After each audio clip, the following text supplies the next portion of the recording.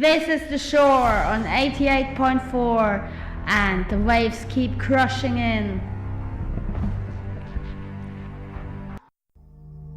Live from the Out and Loud Festival. Heute mit Rage. I'm sitting here in the backstage of the Out and Loud Festival with the great band Rage. Woo! How is it going? Fantastic. Well, it couldn't be better. Sunny day, festival, what else do you want? It's all great. So, all great. where are you all from? Where are you staying? You mean, during the year? Well, we are from basically our base is in Germany. The band always is based in Herne, which is in the Ruhr area of Germany. Yes. P.V. Wagner is from there. Now we have basically the center for us is now near Cologne. Yeah. Small place called Burscheid, which is like a suburb of Cologne. Yeah. And Marquito, he comes from Venezuela. That's right. He lived the most time of his life in Tenerife, and now since a couple of years he moved to Belgium, and he's gonna move over also to Burscheid, to Cologne.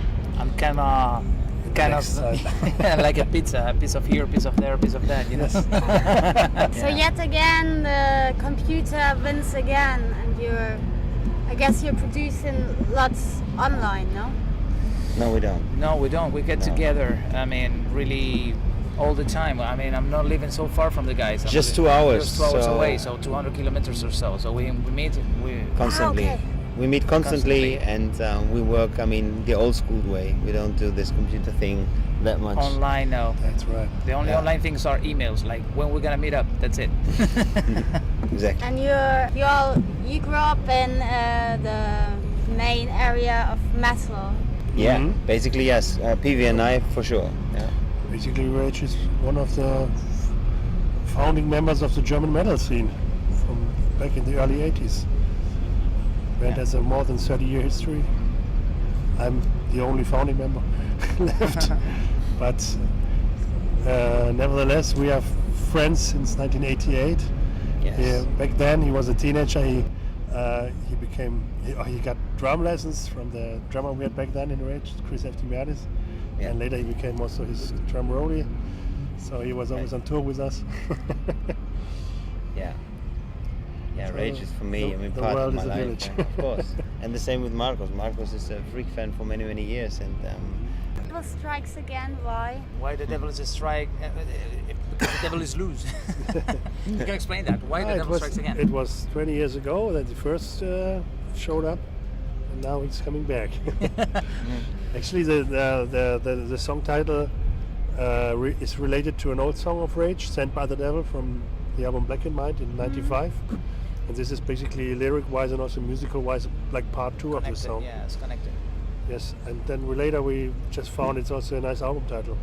That's why we hooked it up to be also the album title. And what's your personal devil? My personal favorite one. My personal devil. your personal devil. demon. My Demon. personal devil. Well, my ex-wife. No, just kidding. No, my personal demon is I don't have any demons. We all have demons. Mine is I'm addicted to bones.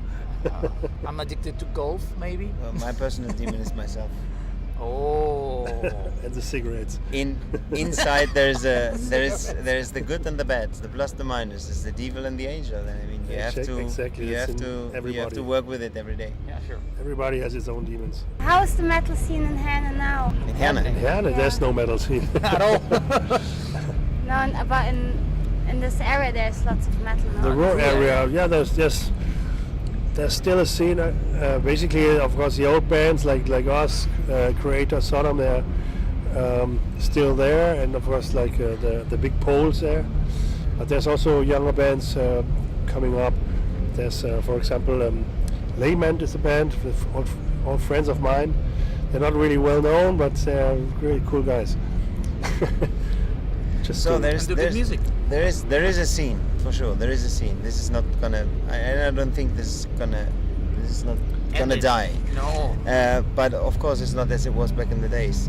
In general, but the Ruhr area, I think, is always and will always be like if you think in rock music, is more metal than anything else. Yes, there's a reference for the German and European heavy metal. I mean, this is the biggest. Fuck! I'm also missing an English word. Ballungszentrum. What the fuck is this like? It's like neo-regionally. Actually, the biggest one in Europe. It's it's even bigger than London or it's Paris. The axis of evil. Yeah, it's more than 5 million people there. Yeah, the popularity is very, very high there. So many people live there. Different cultures. I don't know, hundreds of cultures. And the working class is still very overrepresented. So maybe that's also one of the reasons. Why hard music is popular there. Yeah, so metal is really working class music. Well, the source... Not really, I wouldn't say it's working class music, but it's music for something that you can touch with your hands or so. I don't know how to say this. I mean, there's also a lot of metal fans among, for example, the high school people or so, you know. The source was... It's for a certain kind of personality, I would say. Must not be working class, but people that are more direct, more. There are many well-educated people in the metal scene. That's not the point. The point is that the source was that back in the days. I mean, if you think, and this is always, it's not only in metal. I mean, if you think of the Beatles, where are they coming from? I mean, this is Liverpool. It was a working class thing. So there's actually probably, due to the fact that you have lots to say, you search for the way to say it, to express yourself. And I think this is why those things like the Beatles, like, you know, different music styles and like metal in that area are happening, are growing there. It doesn't have to be necessarily connected to the educational level nowadays, but the source back in the days, I think, was the circumstances in those areas. It's handmade music. Are you sad that punk is dead? You think punk is dead? I don't think so. I mean, punk and metal are kind of related in a little way. There are, let's say, lots of crossovers. You know. So, to be honest, I'm sad that original music goes down, and some other entertainment topics are growing faster than music would do. Yeah.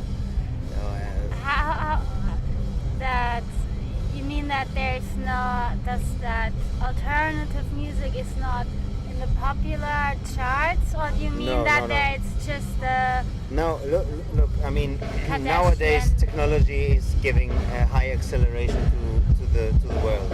Okay, and so back in the days you didn't have so many different choices.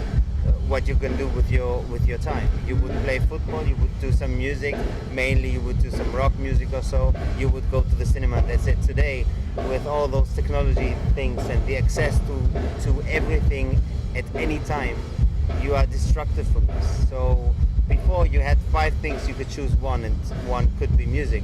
Today you have 500 things, so you can choose something, and so the space that is left for music got smaller due to all this. So there's too much music and information. Not only music, information in general. I mean, go to Cologne, and every day you have 20 concerts, you have 20 cinemas, you have 15 theaters, you have, I don't know. And all the kids are when I was a kid, by all this technology stuff. You had Saturday's cinema and on Friday all this concert. gaming stuff or so, you know, this is taking a lot of space. Exactly. I had the idea that Kardashians and co are so popular because it's existential kind of, because there's such overload of information, so people fall back just to sex and something really easy to relax. Might be. I mean, sex was a topic back in the days as well. Yeah. Always. And it might be. I think for me more is like the younger people are searching for something that they didn't see so far. And it was like, now it's the reality shows. Before it was like those, what is it called? Fucking... Deutsch? Yeah, diese talk shows, and then you have the soaps, and you have like different. Then today you have a YouTube star who fills like 10,000 people into a stadium, who is is cooking or so. I mean, the things have changed, and the only thing that stays the same is, with whatever sort of art, let's say, you're doing, you try to get attraction somehow. People to see you, to listen to you, to follow you. And before it was music, it was maybe painting pictures and 3 other things. Today is a variety of things that we would have thought that this could be something that will fill stadiums, but it is today. Cooking or just shopping, paint, or shopping or makeup, or just go to shop. And this again is a result of this technology thing, that you have access to it all the time. So younger people would choose one of the basket of those things and would name this their passion or what they would follow or so. And this is what brings this is like a smaller space to the music in general. Besides all the other things like so that the CD or like a vinyl, as it was when we were young, is not a hip and interesting product maybe anymore, like it was back in the days. Today is something else. Today you don't have to own music. It's okay if you rent it, so things changed, but still people who are into music, and people like in this festival, you have thousands of people here, still show and prove that this is still existing, and it's alive, and it's still strong. The metal scene, it hasn't the tradition to be so political, no? Oh, you cannot say this. There were always bands that were very political. Depends on the bands, I would say there's at least way more artists that are political than in pop music, for example. Yes, for sure. I mean, the metal community is, I think, they are in a way political. They tell their opinion. They evaluate things that happen in the world, but at the same time, they enjoy to be in that metal bubble and to feel home in that thing. It's more about transporting energy, Yeah, it's one part of the cake. About this political thing, let's be honest, music cannot change the world. No. Music will never place a thought into the heads of the people. It can only transport something that's already there. It can only be